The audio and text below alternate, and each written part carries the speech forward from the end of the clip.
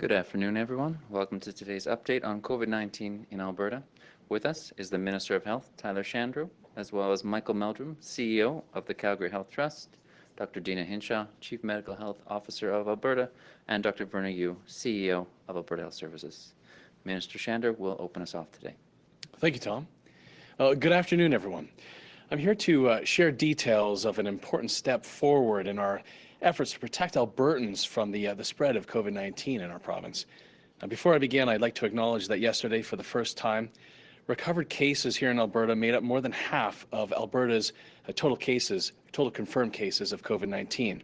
And that's certainly positive news. Dr. Verna Yu, CEO of Alberta Health Services, and Mike Meldrum, President and CEO of Calgary Health Trust, have joined me here for today's event, which is to announce a shared investment in new technology and equipment, which will more than double our province's testing capacity for COVID-19. I want to thank the Calgary Health Trust and its donors for donating $1.7 million towards this new equipment. It's a generous show of support for all Albertans during this very challenging time. Together, we are investing $4.5 million to purchase new equipment and technology, which will expand our testing capacity here in this province to more than 16,000 tests per day by June. That's more than double our current capacity of 7,000. The new equipment will be integrated into our province's existing testing systems in Edmonton and Calgary, and will be located around the province at sites where it's most needed. And this is going to ease the strain on the Edmonton and Calgary labs while getting fast results for communities across Alberta. Testing is a critical element of our province's response to COVID-19, and it's essential to our province's relaunch strategy. Our decisions about reopening businesses and resuming activities require us to have the most accurate and detailed information possible. Testing gives us data that will inform our decisions as a province, so that as restrictions are lifted at each of the three stages of our relaunch strategy, we can quickly evaluate the impact and adjust as needed. Enhancing our testing capacity is only one of a number of steps we've taken to protect Albertans across this province. Yesterday, I signed a ministerial order, a number of ministerial orders, that included actions to help protect Albertans in two other ways as well. First, I signed an order that allows disclosure of COVID-19 test results to police if an individual deliberately puts them at risk by coughing or spitting on them. Unfortunately, we're hearing that this is something that our first responders in this province are encountering in the course of their duties. We take confidentiality seriously, but we will not tolerate our frontline workers being put at risk in this way as they work to keep the rest of us in this province safe. The information would only be provided if a person exposes a police officer by coughing, spitting, or sneezing on the police officer and claims that they are infected with COVID-19. It would confirm whether or not that an individual has tested positive for COVID-19 in the last 14 days, so that the staff member, the police officer, knows if he or if she needs to self-isolate. It's a step that Ontario and other jurisdictions are taking as well to protect their first responders. A second measure that we've taken is to expand the number of healthcare practitioners who are able to assist in our contact tracing in this province, something that is critical in preventing spread of the virus. Now, currently, only community health nurses or executive officers are able to do the contact tracing, and this means calling and notifying every person who has been in contact with someone who has COVID-19 and assessing whether they should be tested. Now, understandably, there's a high demand on contact tracing as we respond to this pandemic, and a need has exceeded AHS's ability to recruit to do this work. We'll now allow other practitioners to perform these duties, including chiropractors, paramedics, respiratory therapists, physiotherapists, psychiatric nurses, LPNs, pharmacists, as well as dental hygienists. Now, regardless of their previous health experience, all contact tracers must complete training to take on this role, and AHS will supervise alternate contact tracers to assure the contact tracing process remains efficient and effective. We know that contact tracing in this province is an effective way to identify who has COVID-19 and to reduce transmission. Now, last week, Dr. Hinshaw announced the launch of the Alberta Trace Together app. The app was developed in a way that protects personal data while helping us save lives with our cell phones. The more Albertans who download it and use it, the better we can protect people in this province from being unknowingly exposed and possibly spreading the virus. To date, more than 120,000 Albertans have downloaded the app, and I encourage everyone to do so to protect both themselves and their community. Now, before I turn this over to Mike Meldrum from the Calgary Health Trust, I'd like to again thank Alberta Health Services and Calgary Health Trust for investing in our government, with our government, in this new testing equipment and this new technology. Thank you very much. Mike?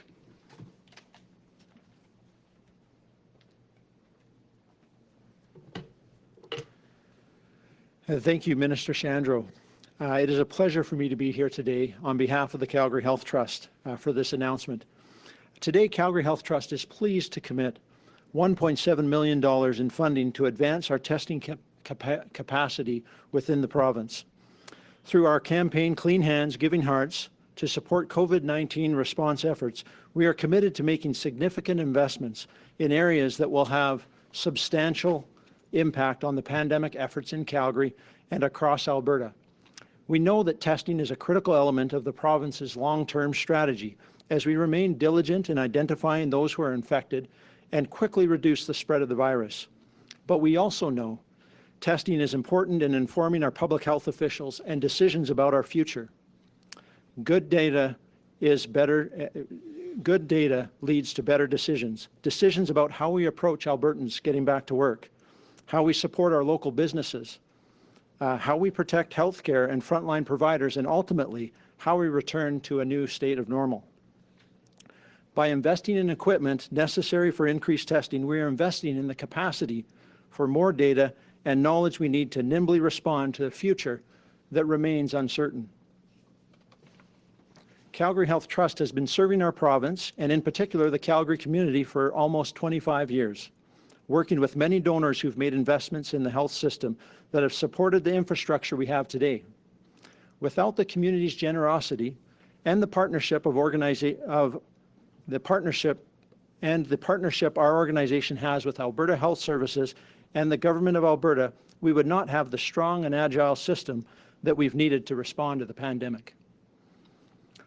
It's proof of how philanthropy is at its best when it's working hand in hand with what we are collectively trying to achieve for the community. We are proud to make the investment today on behalf of our donors to support the incredible people on our front lines in all roles, whether in the hospital or testing site, in a lab or in a care center, whether providing care to the sickest of patients or helping to ensure the safety of our vulnerable loved ones. And to be able to join today those leading our province and health system through this difficult time. Thank you all for your passion and commitment to Albertans. Together, as a community, we're going to get through this. Thank you.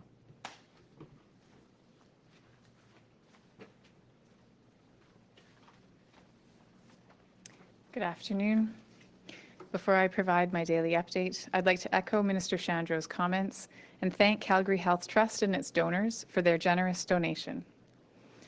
As I've said before, aggressive, widespread testing is a cornerstone of our strategy to flatten the curve. This investment will further build Alberta's testing capacity, already one of the highest in the world. Once again, I encourage anyone who has symptoms to please arrange for testing, which will help us track and manage the spread of new cases. Today, we are reporting an additional 57 cases of COVID-19, bringing the total number of cases in Alberta to 5,893. Of these, 3,219 people have now recovered. Since my last update, we have also confirmed 2 additional deaths in the province. This brings the total number of lives lost to 106. I extend my condolences to all those affected by these deaths, as well as anyone grieving the loss of a loved one from any cause. As of today, there are now 622 COVID-19 outbreak cases in continuing care facilities across the province. I would also like to confirm that Alberta Health Services has retained aged care to oversee administration of Millrise Seniors Village in southwest Calgary. This change in administration is a result of challenges in staffing levels at the facility over the past few weeks, as well as concerns over how the facility has managed outbreak protocols during a COVID-19 outbreak at the site. AHS will support the site's day-to-day operations in collaboration with aged care and will continue to support staffing as this transition occurs over the coming days. We will continue to monitor and evaluate the site's staffing levels on an ongoing basis, and we will work to ensure residents and staff are safe. I would like to reiterate that continuing care facilities remain a priority, and we will continue to closely monitor all active outbreaks. We will take additional actions as necessary to protect the health and well-being of the residents and staff working in these settings. In High River, there have now been 949 cases at the Cargill meatpacking plant. Of these, 810 have recovered. There have also been 487 confirmed cases among workers at the JBS plant in Brooks. At the Harmony meatpacking plant, there have been 36 cases identified, and I want to emphasize that part of this case number is related to the outbreak management tool of testing asymptomatic workers. Almost 1/3 of these cases were found by offering testing to those who have no symptoms, which enables quicker case management and contact tracing. AHS is working closely with Harmony to limit spread. It is important to be able to respond rapidly to these situations, and I want to acknowledge the work of all those who are responding to outbreaks in every setting across the province. With the way that public health measures have radically changed our daily lives, today I want to talk a bit about mental health. I have touched on this subject a number of times, and it continues to be important. It's also Mental Health Week in Canada, so a good opportunity to talk openly about mental health. Prior to the pandemic, 1 in 5 Albertans were expected to experience a mental health or addiction issue at some point in their lifetime. As a result of this pandemic, all Albertans may be feeling increased fear, anxiety, or sadness. Many Albertans, particularly those who experience illness, grief and loss, or financial hardships, may require additional mental health support. We are already starting to get information on the experiences of other parts of the world that dealt with the pandemic before us. Both Canadian and international surveys have found that about half of respondents reported having moderate to severe anxiety, and up to 20% reported depression. And we know that the impact on people's mental health will be felt for a long time. While it is clear that the COVID-19 pandemic may have a significantly larger and potentially longer-lasting negative psychosocial impact than the medical impact on Albertans, and while additional supports are in place and more are coming to support those affected, mental health is still an issue that many find difficult to talk about. This can make it challenging to find support. We often ask people who are struggling to reach out to their family and friends, but reaching out can sometimes feel like one of the hardest things to do. Instead, I challenge all of us today to try to connect proactively with our loved ones and ask how they are feeling, instead of waiting for them to reach out. Thank the people in your circle who uplift you and who improve your mental well-being, and ask how you can be that person for someone else. As I've noted, anxiety, depression, and other disorders are very likely to become more widespread as we continue to deal with the pandemic. We must talk openly and honestly about these issues and how they affect us. I am lucky to have a supportive family to lean on during what has been a challenging time for me, both personally and professionally. Long hours and increased stress can take a toll. If you don't feel like you have a strong support system to rely on, please know you have options for support. The Mental Health Helpline and the Addiction Helpline run by Alberta Health Services have increased capacity to take calls. I encourage you to call them if you need support. Their number is 1-877-303-2642, and you can find that number by Googling Mental Health Helpline Alberta Health Services. If you are in crisis or having thoughts of self-harm, please call 911. Other increased supports that have been put in place include increasing the capacity of the Community and Social Services 211 helpline and the Kids Help Phone. This pandemic and the measures we have had to take to contain it have affected us all. It is normal to feel anxious, scared, lonely, uncertain, or depressed. While we continue to work together to prevent the spread of COVID-19, we must also work together to support good mental health.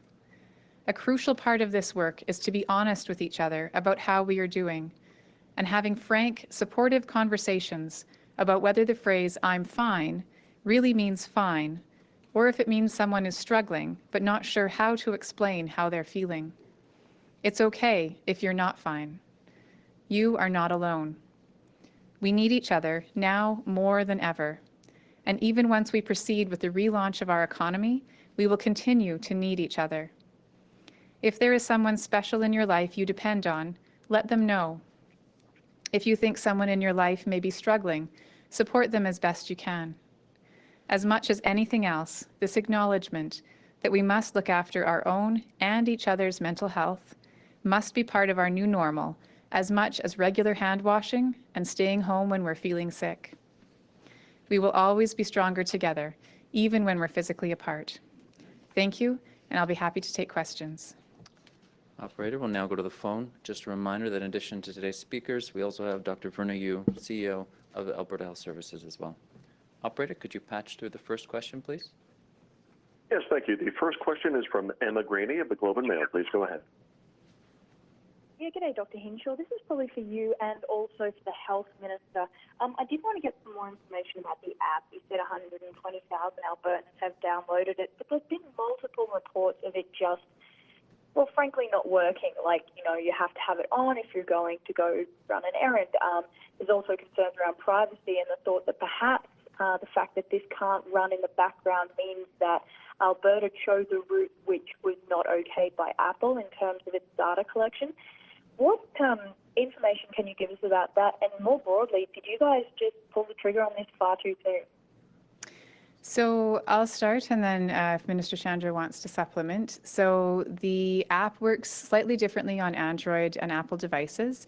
And on Android devices, it can run in the background. On Apple devices at the moment, the device must be open in order for the app to collect the non-identifying ID when it's close to other phones.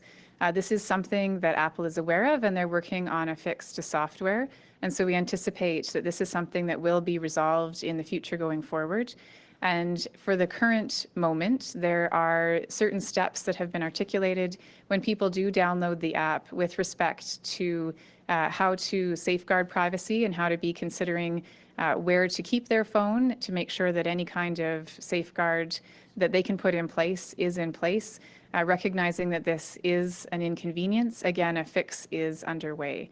With respect to the questions about the app not working, certainly there was some issues with a challenge in getting a confirmation code, but that has been resolved. I believe that was resolved the same day that the app launched. So anyone who did try to download and had an issue with the confirmation code can now get that code, and that issue has been solved. So I guess in terms of the question about whether or not the timing of the app launch, we know that contact tracing will be a cornerstone of our ability to move forward to consider not just the challenges that COVID presents, but also the challenges that our public health measures have presented to Albertans. So putting pieces in place that help us to make sure that Albertans who potentially have been exposed to COVID get as accurate and timely a notification as they can so they can both protect themselves and others has been important, and we have been working to make sure that the methods that we put in place to do that are the methods that support, again, the majority of Albertans, and we are looking forward to, again, this fix that is coming to make it more convenient for Albertans who are using Apple products.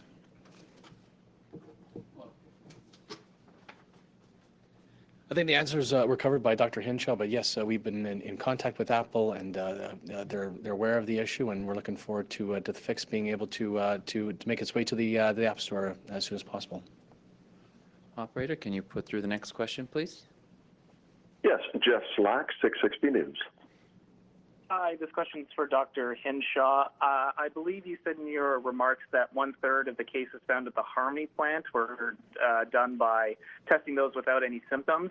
I was just wondering how concerning that is, and also with plans to reopen just over a week's time, how likely is it that this might result in a second wave of the virus? So with respect to the question about Harmony, so there were, as I mentioned, 36 cases, which is quite a small proportion of the overall workforce at the plant, which is about 440 workers, is the information that I've been given. And I think the important part to note about asymptomatic testing is that it is a tool in outbreak settings in particular to help with early identification of anyone who may be going on to potentially have symptoms at some later point, but it helps us to pick them up at an earlier point. And so I think that this is actually a measure of success, that we were able to identify this number of cases to make sure that they now are able to be isolated and to prevent any further spread from happening. So this measure is simply one of many outbreak tools that are put in place at facilities or locations, other businesses that are experiencing outbreaks. And we have seen it help us with outbreak control, again, because it does help us to identify earlier those who are cases. With respect to that question about whether or not this is a concerning factor as we approach our relaunch, I think that it's important to know that people who are asymptomatic within an outbreak setting have a much higher risk of having been exposed, or those who are close contacts of a confirmed case. And so doing tests in that context can again help us with early diagnosis. But this is not representative of the total number of people in the general population who might be ill and not have symptoms. So we have been doing testing in hospital settings, in a select number of hospitals across the province, when people are admitted, even if they have no COVID symptoms, just again to sample in the general population. And at this point, there are over 800 tests that have been done on people with no COVID symptoms, and not a single one has tested positive. So I think it's really important when you hear stats about asymptomatic cases that you know that cases in the general population or people in the general population who have no symptoms are much less likely to have COVID than those who've been in close contact or are part of an outbreak setting. Operator, could you put through the next question, please? Michael King, Global News. Hi there, Dr. Hinshaw. Kind of on the same lines in regards to Harmony. What sort of measures are you aware of that have actually been put in place at that plant? What have we learned from the other outbreaks at meatpacking plants in southern Alberta? And are you satisfied with the response? So my colleagues at the local level have been working very closely with the Harmony plant and have put in their recommendations and requirements for the kinds of things that that particular plant needs to operate safely. Those include things like widespread use of personal protective equipment, barriers where required, making sure that groups of workers are staggered, so shift changes are staggered to avoid having large groups of people together at any one time.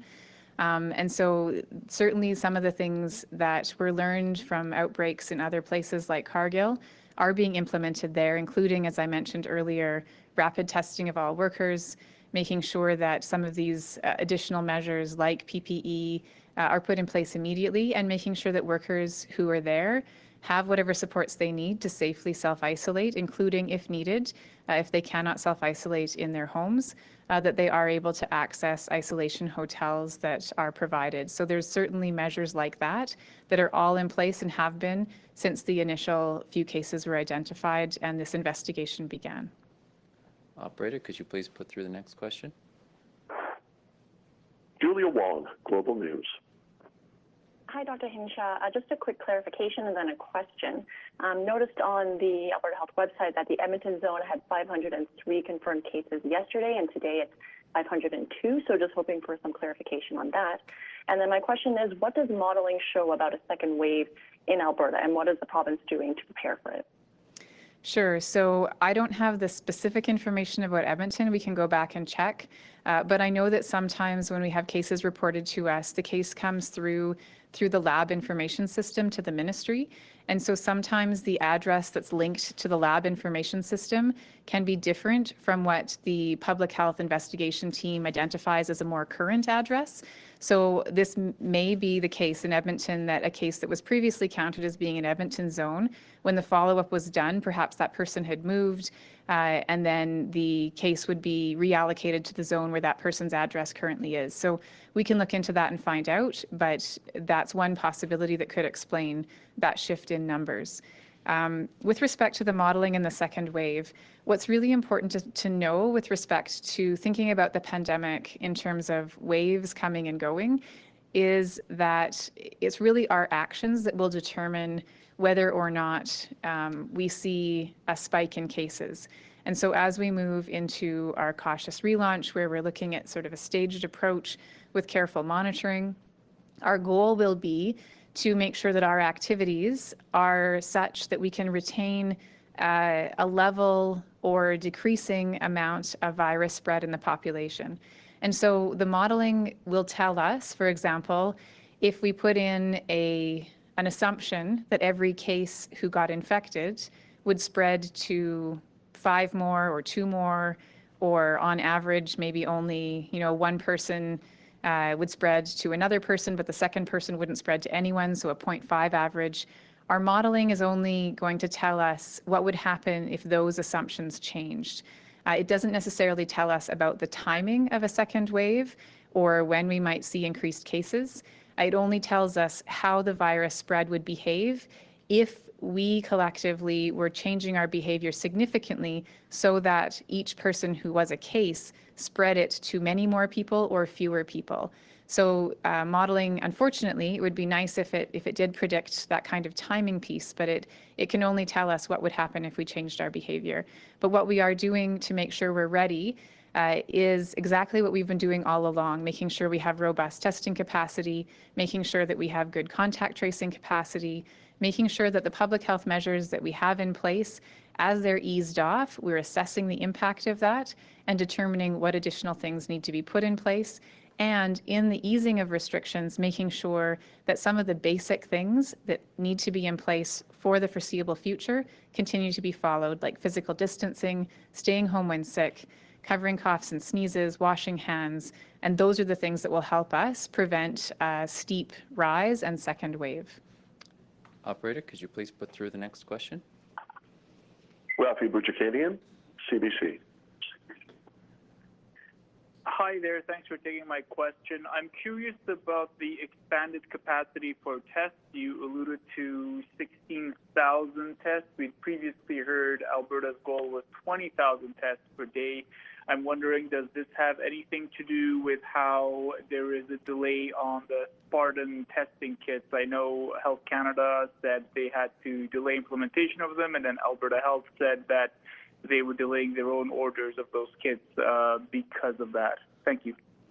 So my understanding is that the Spartan kits, because those kits were really more for rapid testing, deployed more in rural areas in order to decrease turnaround testing time, they were never meant to be high volume tests, but rather an addition to the testing overall capacity that would help, again, with that testing access in more rural or remote areas. So the fact that that particular product has been delayed, that's not the main reason for the change in the anticipated testing numbers.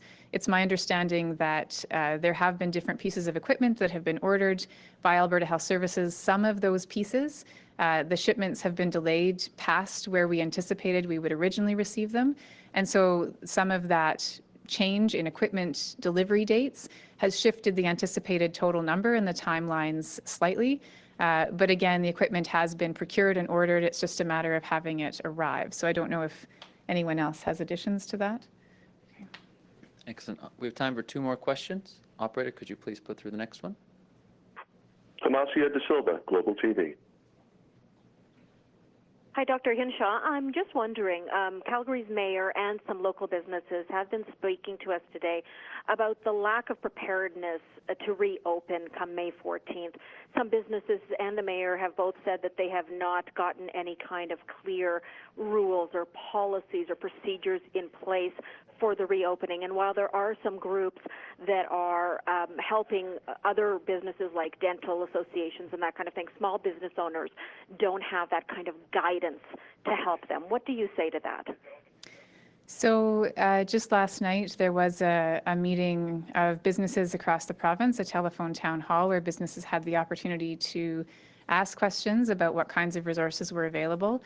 And we have produced guidelines for all businesses of the things that they're going to need to follow in relaunch. And quite frankly, these are things that need to be followed by businesses that are currently open, those that have not needed to close during the public health measures period.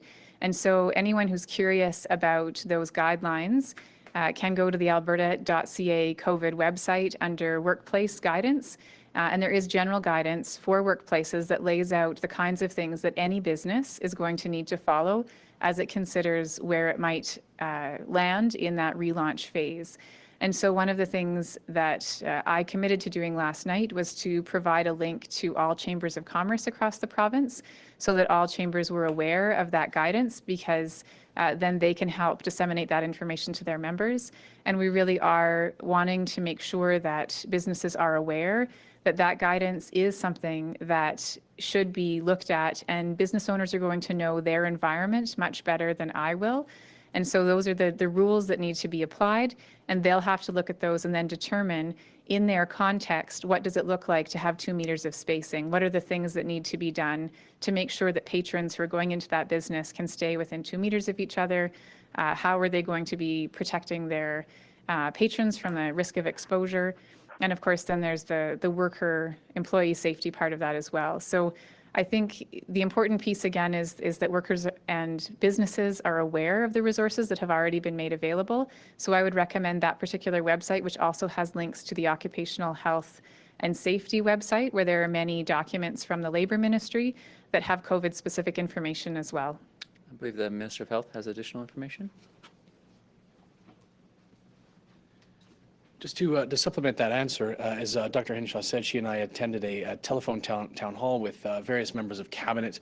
There were about 2,000 businesses attended the town hall, as well as there was a town hall with municipal leaders throughout the province in the afternoon yesterday as well. Members of the AUMA, as well as the RMA, the rural municipalities, and a lot of them had questions for both me and Minister Madhu about the businesses in their communities. So as Dr. Hinshaw said, we provided guidelines in our relaunch strategy, guidelines for our businesses in the province to be able to look at and review and to be able to determine what's going to work for them and their businesses, their workers, their patrons, to be able to make sure both they and their patrons are safe. As folks have specific questions, obviously we can't consider every permutation of every business throughout the province and for us as a government to micromanage every business. But we are happy as a ministry to be able to get those questions from businesses as they might have them for us here at the Ministry of Health. Happy for people to contact us at health.minister@gov.ab.ca so that we can help those businesses. Many of them actually have questions where they may look at a category of businesses that may be opening in stage 2 or stage 3 of the relaunch strategy. They may see themselves fitting in one of those categories in stage 2 or stage 3. They're working very hard within their industry groups to be able to develop other protocols to be able to see if maybe they could fit in a different stage. We're happy to get that feedback from those folks and be able to work with them to see if we can help them be able to see if they could be relaunched in a different stage of the relaunch strategy. Excellent. Operator, could you put through our final question, please? Ryan Rashad, TSN. Hi, Dr. Hinshaw. Thanks for taking my question. Just with respect to dialogue between the province and the Edmonton Oilers to suss out the possibility of having NHL hockey here in Edmonton sometime July, August, September, summer, fall. Just kind of a fundamental question about what would happen if the teams were here and and it all got to the point where the puck could drop, but there were a positive test from a player on one of the teams. If in that situation, it would be possible for a positive test to happen on a Monday and, the rest of that team to play a game on Tuesday. I know it's a hypothetical, but kind of that fundamental idea of what happens if a player tests positive. So I think it's challenging to speculate, and as the Premier has mentioned in the past when we've been asked about this possibility of NHL games, that we're open to the possibility, but I'm not aware of any decisions being made on that front. So what I would say is simply that if there was a positive test in anyone in Alberta, we would treat it the same way that we would treat, again, a case anywhere else in Alberta, which is to say public health would be talking to that person who's a confirmed case, would be trying to determine who the people were who may have been in contact with them.